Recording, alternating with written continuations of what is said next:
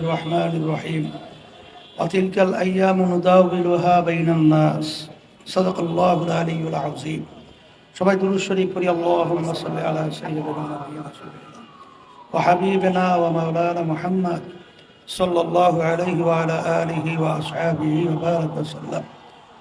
ইসলামী আন্দোলন বাংলাদেশ ঢাকা মহানগর উত্তর শাখা কর্তৃক আয়োজিত আজকের সমাবেশের সভাপতি সহ কেন্দ্রীয় বিভিন্ন পর্যায়ের দায়িত্বশীল, সামনে উপস্থিত রয়েছেন ইসলাম প্রেমিক, দেশপ্রেমিক আমার ভাইরা।